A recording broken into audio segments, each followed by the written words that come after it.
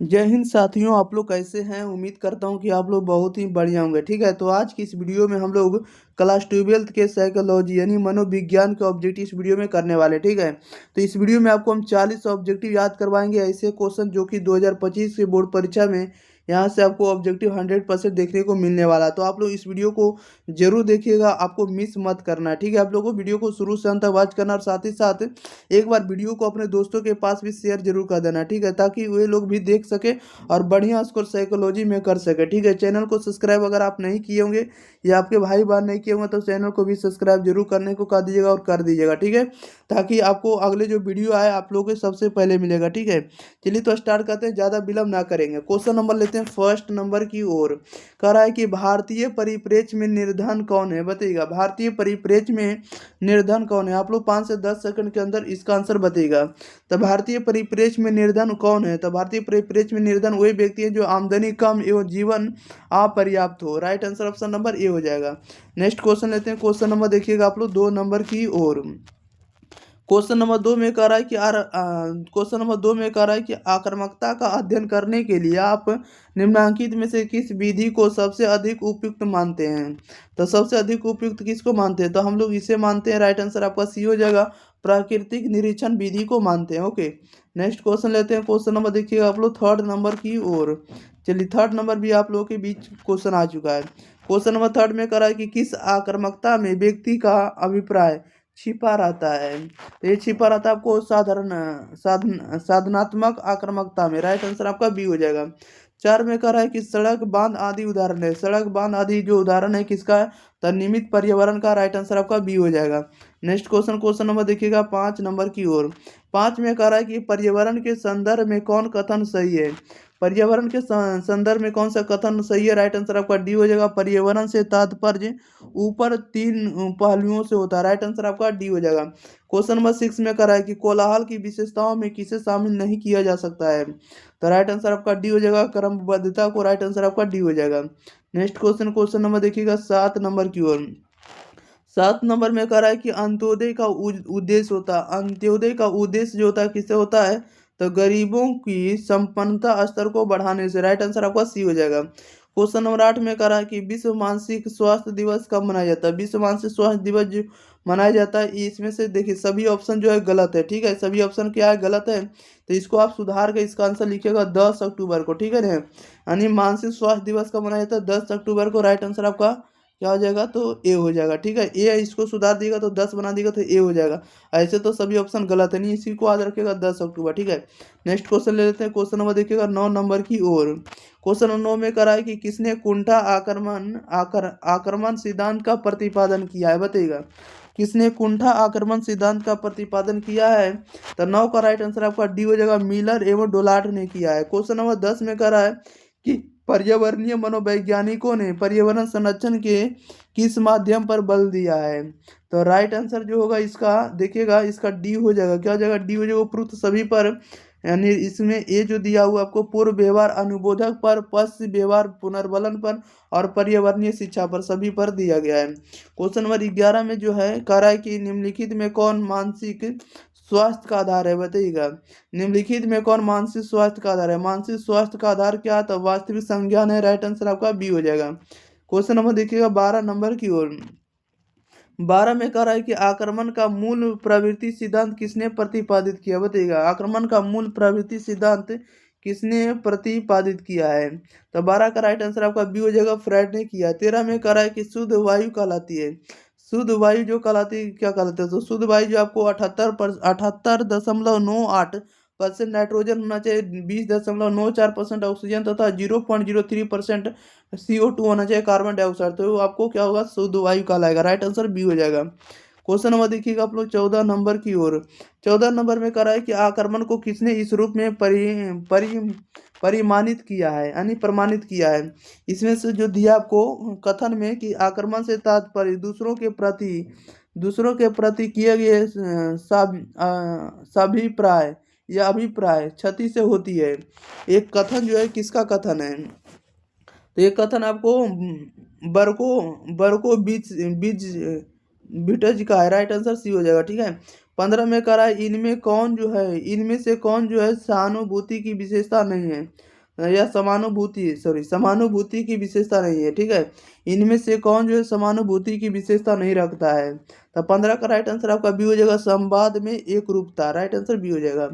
Question number देखिए 16 number की ओर। 16 में कह रहा है कि 5 जून को निम्नलिखित में कौन सा दिवस मनाया जाता है। तो ये मनाया जाता है विश्व पर्यावरण दिवस। 17 में कह रहा है निम्नलिखित में से कौन संघर्ष समाधान युक्ति है। संघर्ष समाधान युक्ति कौन है। तो देखिएगा, समझौता, वार्ता होगा, पारस्परिक संपर्क होगा, अनुकूलन विधान होगा, सभी होगा। राइट आंसर डी होगा इनमें से सभी। क्वेश्चन नंबर 18 कह रहा है कि पर्यावरण वातावरणीय प्रदूषण किस रूप में हो सकता है। किस रूप में हो सकता है। तो वायु प्रदूषण में, जल प्रदूषण में, मिट्टी प्रदूषण में, सभी में हो सकता है। राइट आंसर डी होगा इनमें से सभी में। क्वेश्चन नंबर 19 नंबर में कह रहा है कि कुंठा आक्रमण सिद्धांत में किसने कुंठा को आक्रमण की जननी माना है, बताइएगा। कुंठा आक्रमण सिद्धांत में किसने कुंठा को आक्रमण की जननी माना है। तो कौन माने, तो डोलार्ड ने। राइट आंसर आपका बी हो जाएगा। नेक्स्ट क्वेश्चन लेते हैं। क्वेश्चन नंबर देखिएगा आप लोग, अगले क्वेश्चन नंबर देखिएगा 20 नंबर में।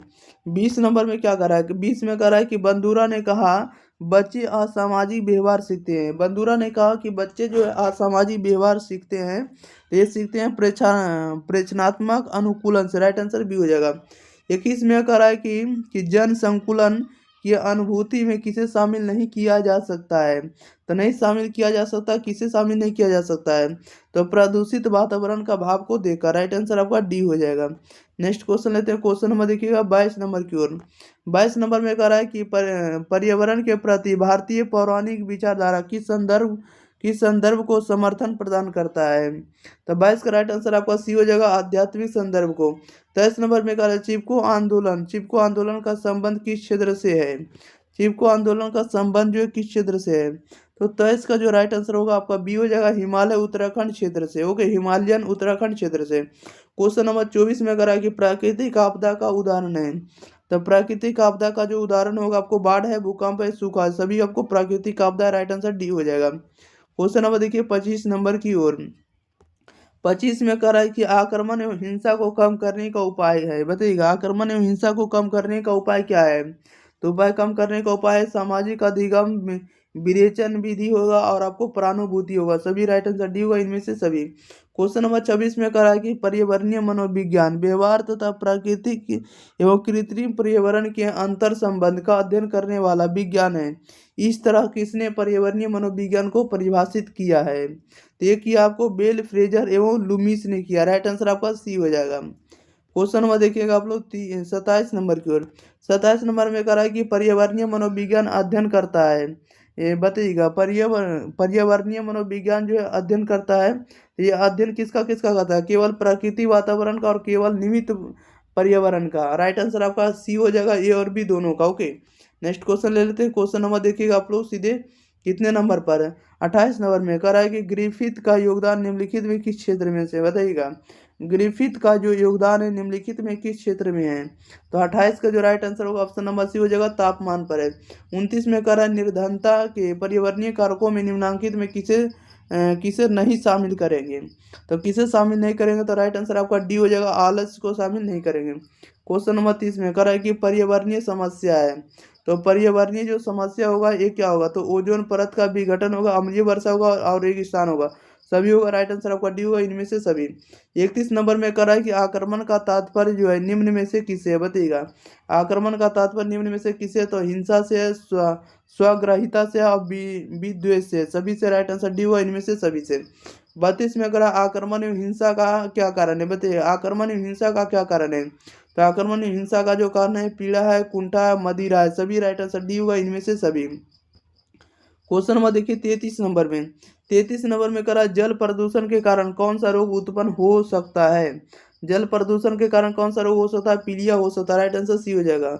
34 में करा है कि कौन निर्धनता को निम्न रूप से परिभाषित किया, बताइएगा। करा है कि कौन निर्धनता को निम्न रूप में परिभाषित किया। अगर कोई परिवार अपने सभी शक्ति, धन एवं समय लगाकर भी पर्याप्त पोषण नहीं पाता है तो उसे पूर्णतः निर्धन परिवार में कहा जाएगा या निर्धन परिवार कहा जाएगा। तो 34 का जो right answer option number B हो जाएगा, पांडे ने कहा है। क्वेश्चन नंबर 35 में करा भीड़ का व्यवहार है, तो भीड़ का जो व्यवहार हो तो अविवेकी होता, राइट आंसर ये हो जाएगा। क्वेश्चन नंबर 36 नंबर में कह रहा है कि निम्नांकित में कौन आक्रामकता का कारण नहीं है, आक्रामकता का कारण नहीं है तब व्यवहार परक औषधि, right answer option number D हो जाएगा। 37 नंबर में कह रहा है कि भूकंप किस श्रेणी से संबंधित है, भूकंप जो किस श्रेणी से संबंधित है तो आपको प्रकृति से, राइट आंसर सी हो जाएगा। 38 में कह रहा है कि ध्वनि प्रदूषण का मापन क्या है, बताइएगा। तो ध्वनि प्रदूषण का जो मापन होता है डेसिबल होता है, राइट आंसर आपका सी हो जाएगा। नेक्स्ट क्वेश्चन नंबर 39 कह रहा है मनोविज्ञान की किस शाखा में मानव पर्यावरण संबंध का अध्ययन किया जाता है, बताइएगा राइट आंसर क्या हो जाएगा। मनोविज्ञान की किस शाखा में मानव पर्यावरण संबंध का अध्ययन किया जाता है, तो पर्यावरणीय मनोविज्ञान में। क्वेश्चन नंबर 40 में करा सामाजिक असुविधा कैसे उत्पन्न होती है, सामाजिक असुविधा कैसे उत्पन्न होती है, तो भेदभाव से होती है, आक्रामकता से होती है और आपको वंचन से होती है, सभी से राइट आंसर आपका डी हो जाएगा, इनमें से सभी से। चलिए तो इस वीडियो में आपको जितना ऑब्जेक्टिव बन सकता था सभी ऑब्जेक्टिव आपको कंप्लीट कर दिए, ठीक है। तब तक के लिए आप लोग वीडियो को शेयर करिए ज़्यादा से ज़्यादा अपने भाई बहन के पास और चैनल को सब्सक्राइब जरूर कर दीजिए, ठीक है। और इस वीडियो को आप लोग को लिंक वगैरह स्टेटस पर लगाते रहना ताकि और लोग भी जान सके और एग्जाम फ्री चैनल के साथ जुड़ सके, ठीक है। क्योंकि ये आपका परिवार है, आप लोग जितना सपोर्ट करना है आप लोग सपोर्ट जरूर करिए, ठीक है। हम अपने तरफ से जितना होता है उतना पूरे करते हैं, ठीक है। आप लोग जरूर बताइएगा कि किस विषय पर आप लोगों को वीडियो चाहिए। मिलते हैं अगली वीडियो के साथ, तब तक के लिए thank you for watching this video, धन्यवाद।